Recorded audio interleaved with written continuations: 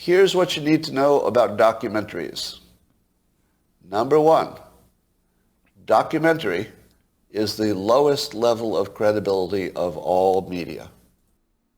You'd like to think so, Scott.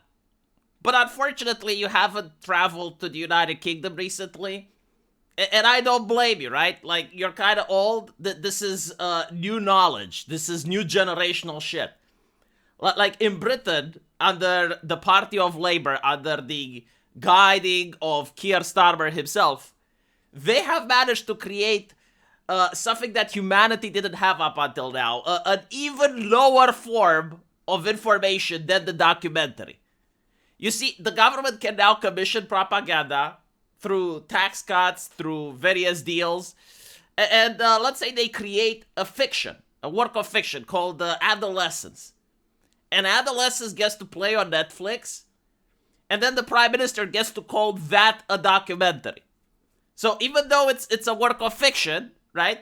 The Prime Minister himself gets to gaslight the public, gets to gaslight his people, is saying that it's a documentary. Now, I think that is a lower form of information than even the documentary itself.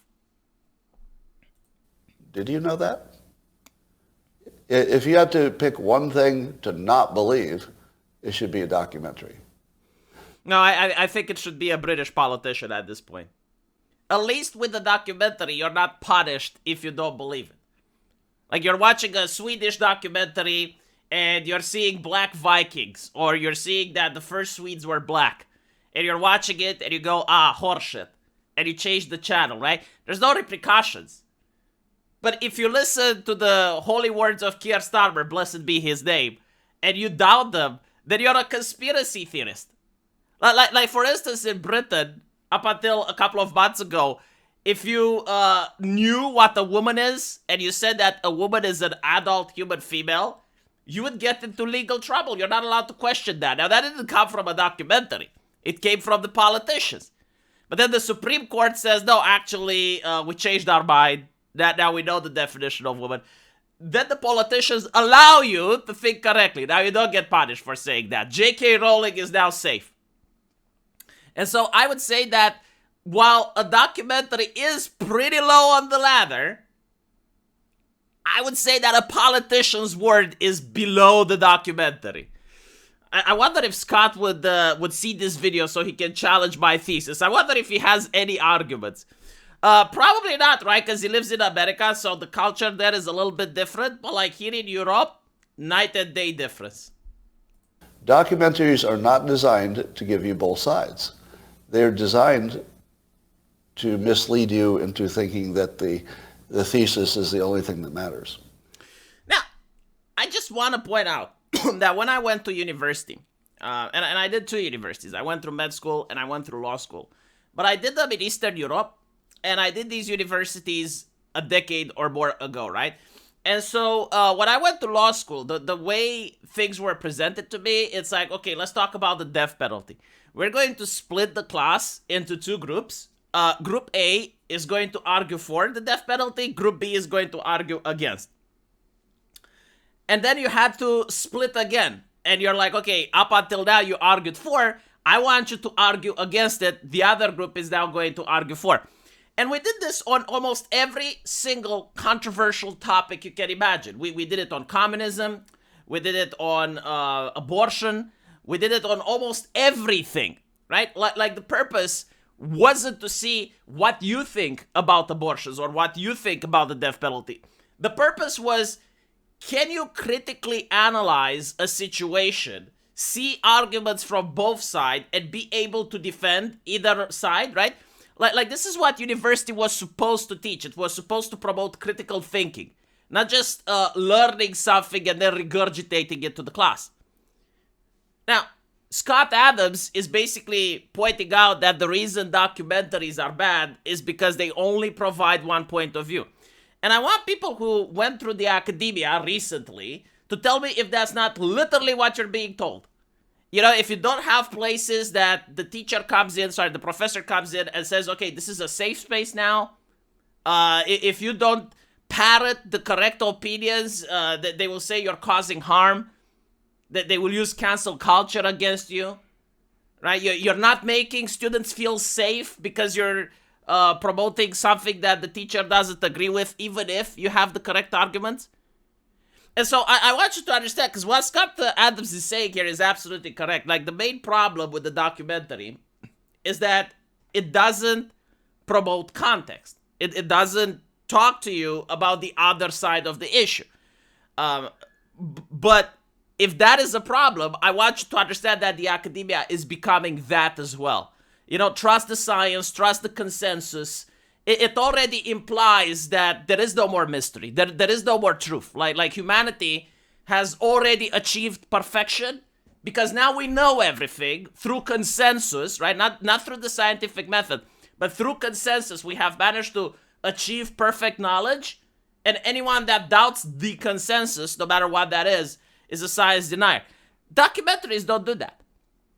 Documentaries, they do mislead, they do lie, but they do not force people into a version of truth under penalty of consequences. Now, when I say that documentaries mislead and lie, it's through their nature. Like, the purpose of a documentary is not necessarily to inform, it's to entertain, right? Like, they're trying to sell tickets. They're trying to get people to watch the documentary. And often the documentary is about a topic that you don't care about. And so it needs to be made in a manner that's entertaining. It needs to be edited. It needs to be filmed in such a manner that's captivating. Like, for instance, even documentaries that you would consider innocuous, even things that aren't political. For instance, let's say you have a guy going into the savannah and filming some lions. If he just shows you the raw footage and he will say, okay, well, this is the lion. It eats, it sleeps, it fucks, and it kills other animals. That's not interesting. You're not glued to the seat. You're changing the channel, right? So, like, the documentary now needs to edit the footage in a certain way to cause some drama. Maybe it anthropomorphizes the lions a little bit. Like, look, the mother lost the cub, and look how depressed she is, even though, like, she probably doesn't give a shit, because lions do not have, like, that level of human emotions like we do. And also, like, sometimes maybe the guy doesn't have enough footage to show something that he wants. So now he's manipulating the footage.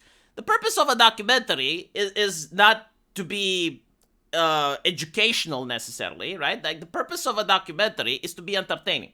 And so I agree with what Scott Adams is saying. But with that out of the way, I would think that while the scrutiny for a documentary, which is not peer-reviewed, is not forced by any legal obligation to say the truth or not to manipulate things, it's still less harmful than when a politician tells you the truth or when the academia tells you the truth, and if you don't believe it, there's consequences.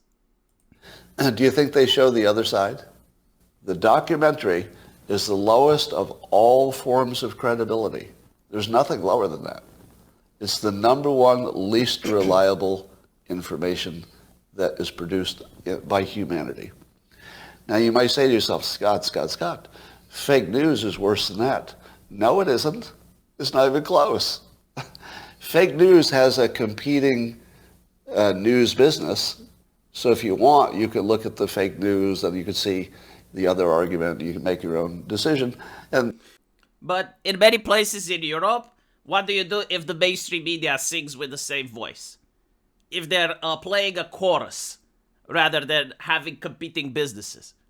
They're all parroting the exact same information, right?